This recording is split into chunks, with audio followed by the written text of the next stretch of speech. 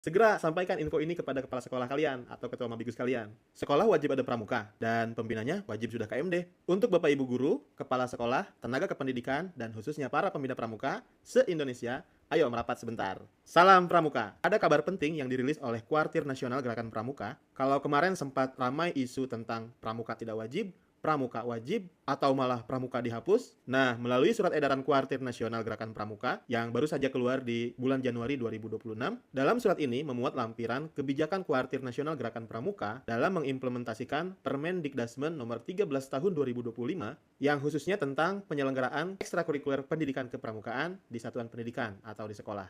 Poin kuncinya di sini, Kak. Pemerintah menegaskan bahwa satuan pendidikan alias sekolah wajib sekurang-kurangnya menyediakan ekstrakurikuler kepramukaan. Jadi, clear ya, sekolah wajib ada ekskul kepramukaannya. Lalu, muridnya wajib tidak ikut pramuka. Tunggu ya, kita bahas satu persatu. Nah, karena sekolah wajib menyediakan ekstrakurikuler kepramukaan, konsekuensinya sekolah harus punya wadahnya, yaitu gugus depan. Kalau belum ada bagaimana? Sekolah harus segera musyawarah gugus depan, kemudian meresmikannya. Bagi Bapak Ibu atau kakak-kakak pembina pramuka yang berada di dalam satu atap atau satu yayasan, aturannya juga dipermudah. Dalam kebijakan ini disebutkan bahwa sekolah terpadu atau yayasan dapat membentuk satu gugus depan putra dan putri dalam satu lingkungan. Jadi, manajemennya juga lebih efisien. Ingat ya, target akhirnya adalah gugus depan terakreditasi. Nah, sekarang kita masuk pada bagian yang sering ditanyakan, yaitu siapa yang boleh membina? Di bagian Romawi 7 angka 7 disebutkan tenaga pendidik kepramukaan di sekolah harus memenuhi syarat minimal berusia 22 tahun dan wajib memiliki ijazah KMD.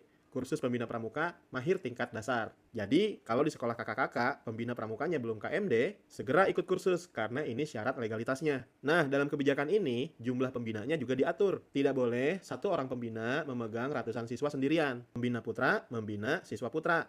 Dan begitu juga sebaliknya, pembina putri membina siswa putri. Pengecualian hanya untuk pramuka siaga putra yang boleh dibina oleh kakak pembina putri. Untuk pemenuhan pembina pramuka di gugus depan, ketua mabigus dapat berkoordinasi dengan kuartir ranting atau kuartir cabang di wilayahnya. Kakak-kakak juga dapat membaca ketentuan mabi, pembina pramuka, dan juga ketentuan gugus depan lainnya dalam keputusan Kuartir Nasional nomor 231 tahun 2007 tentang petunjuk penyelenggaraan gugus depan. Nah, sekarang masuk nih, kita bahas muridnya. Apakah setiap murid wajib ikut ekstrakurikuler kepramukaan? Di bagian Romawi 7 angka 4 disebutkan bahwa murid atau peserta didik mendaftar dengan sukarela. Tapi ingat, walaupun sukarela, harus memfasilitasinya dengan serius. Targetnya bukan hanya sekedar tepuk tangan, tepuk pramuka, atau hanya nyanyi-nyanyi saja. Di angka 3 huruf C-nya menjelaskan bahwa ketua mabigus dan pembina pramuka harus mendorong peserta didik mencapai ke Pramuka Garuda. Selain itu, sekolah juga wajib menjamin keamanan lewat prosedur Safe from Harm atau perlindungan anggota. Ini dijelaskan di bagian Romawi 7 angka 6. Jadi, pramuka harus jadi tempat yang aman, anti-bullying, dan menyenangkan. Dan terakhir, soal penilaian. Penilaian pramuka itu bersifat individual dan fokus pada proses, bukan cuma nilai akhir. Penilaian mencakup 3 aspek, yaitu karakter,